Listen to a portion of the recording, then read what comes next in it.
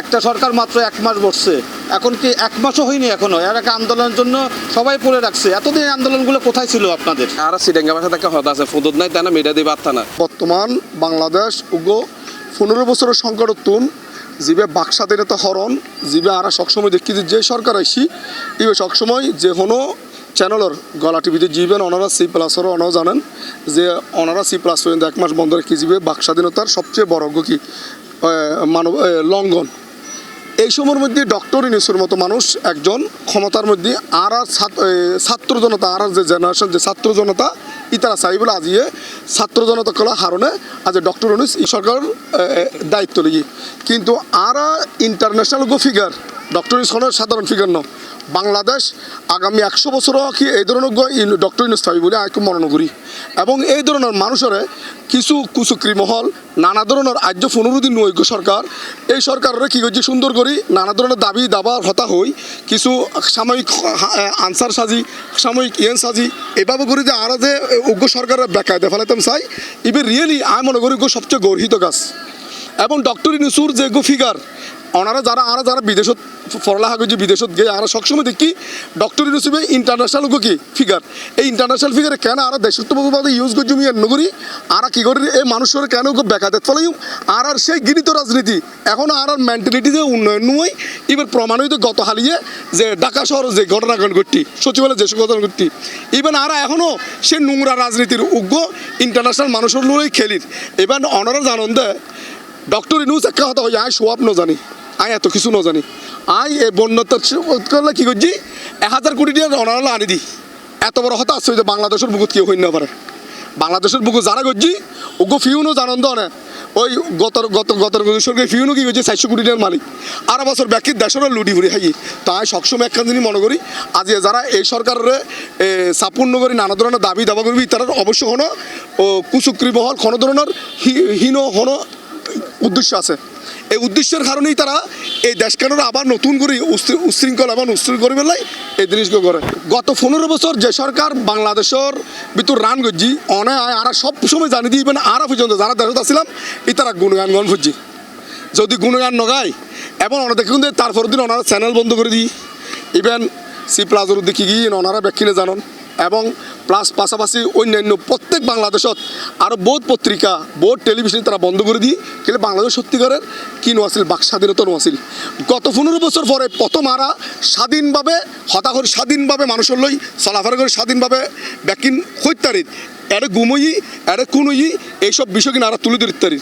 আর এই জায়গার মধ্যেই আরা যদি এই সরকারের বেকায়দা ফেলাতে যায় তাহলে ইনডাইরেক্টলি আরা অবশ্যই আর 18 কোটি মানুষের দুঃখ দুর্দশা ফলা পেলে আবার নতুন করে চক্রান্ত আমি মনে করছি মেন রিক্সাওয়ালা যে কোনো হ্যান্ডেল ফেডাল মারে রিক্সা চালায় তারাই আসলে যুক্তিযুক্ত কিন্তু এগিন গরিবের লাইফ প্রত্যেকটা মহলে এখন আন্দোলন করে এগিন আসলে ওগো সরকারের ওগো টাইম দন পড়ব এবং সরকার আসছি ধরেন 15 দিন নোয়ারে যে নতুন সরকার অন্তর্বর্তীকালীন সরকার আসছি 15 দিন নোয়ারে এর মধ্যে বন্যা কবলিত এই বন্যার মধ্যে বাংলাদেশের অবস্থা খুবই ভয়াবহ উদাহরণ করি যার মধ্যে অর্থনৈতিকভাবেও দুর্বল আর এখন অর্থনৈতিকভাবে হারায় গুরুই হারায় বেলায় ওগো সময় দরকার এবং সরকারেরও কিছুটা টাইম দিলেই বাংলাদেশ যখন স্থিতিশীল স্থিতিশীল পর্যায়ে যাইরা প্রত্যেকটা মহলে আলাদা আলাদা যুক্তিযুক্তভাবে তারা দাবি দাওয়া নিলি তখন তারা সরকার যদি মানে যদি দাবি দাওয়া পূরণ না করে তখন আন্দোলন গড়লে একটা সারা দিত।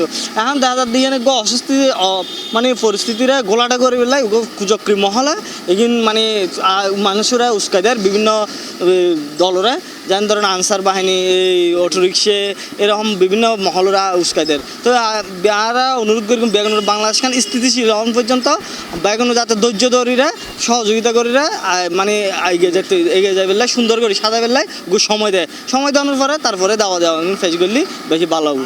আজকে রিক্সাওয়ালা আন্দোলন করতেছে ওই আনসার বাহিনী আন্দোলন করতেছে তারা কই ছিল এতদিন 70 লক্ষ মানুষ আজকে পানিবন্দী তাদের দিকে খেয়াল নেই আমাদের আমরা আন্দোলন নিয়ে ব্যস্ত। আগে আমাকে দেশ বাঁচান 70 লক্ষ মানুষকে বাঁচান তারপরে আন্দোলনে আপনারা আসেন সাধারণ জনগণও আপনাদের সব আন্দোলন একসঙ্গে মেনে নেবে। আগে দেশ বাঁচানোর জন্য আগে সরকারকে সময় দিতে হবে নতুন একটা সরকার আসছে তাদেরকে সময় দিতে হবে সময় হোক তারপরে সব যৌক্তিকভাবে যে আন্দোলনগুলো একে একে সবাই মানিয়ে নেবে। বাস্তবতা এই সরকারকে আসলে বৈষম্য বিরোধী আন্দোলনের মাধ্যমে সরকারকে গঠনেই সবে 7 দিন নেওয়া যায় বা 15 দিন নেওয়া ফুরাই এই অবস্থায় এই নৈরাজ্য সৃষ্টিকারী হল রিক্সা লইতে শুরু করি, আনসার হইতে লই, পিডিবি হইতে লই, অন্য পল্লী বিদ্যুৎ হইতে লই, যে হারে মানুষ আন্দোলন সংগ্রাম গড়ের আসলে তো সরকারের সুযোগ দান করিব। এইভাবে দেশের অস্থিতিশীল গরিবেল্লা কিছু মহল আসলে জড়ই ইন আরা ব্যাখ্যানত জনগণত সজাগ তন করিব। আসলে এই আন্দোলন নান এই স্বাধীনতা এমনি এমনি নয়, অনেক রক্ত খননের মাধ্যমে, অনেক রক্তর বিনিময়ের মাধ্যমে আর আসলে এই অর্জন নান পায়।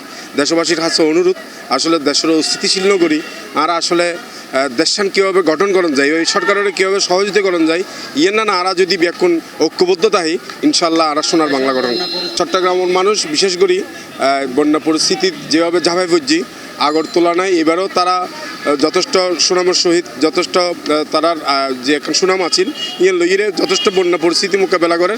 আরও মানুষ এগিয়েছে ঢাকা বিশ্ববিদ্যালয়, রাষ্ট্র বিশ্ববিদ্যালয় তুলে, বৈষম্য বিরোধী ছাত্র আন্দোলন তুলে যেভাবে এগিয়েছি আমি মনে করি বন্যা পরিস্থিতি আড়ালে তেমন একটা ভয়াবহ রূপ ধারণ করিব। দেশের ওই বন্যা দুর্যোগকালীন সময়ে আজকে দেখলাম যে রিক্সা মানে মোটর রিক্সা আন্দোলনকারী তারা বিপরীতে ফেডারেল সাইড রিক্সা আন্দোলন করে মানুষের তো সময় বুঝন পড়বে আর দেশে এখন বন্যা এখন দুর্যোগকালীন সময় চলে। এই সময় যদি তারা দাবি নিলে দেশের পরিস্থিতি আরও গুলাটে করতে চায় তাহলে আর বন্যা যারা দুর্গত মানুষ আছে তারা লাইক চান রিলিফের যে খাস কারবার ইন ঠিকঠাক করে পাইতো না।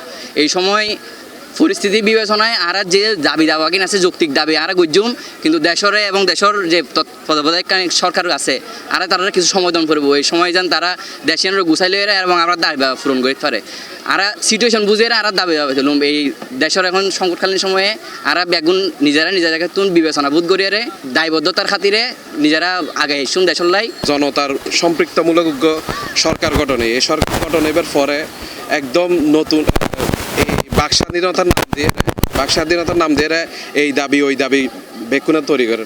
বাক স্বাধীনতা মানে ইভেন হয় যে আজ এখানে স্বাধীনতা পাই বলে ইয়েন হইম কিন্তু সময় লাগিব।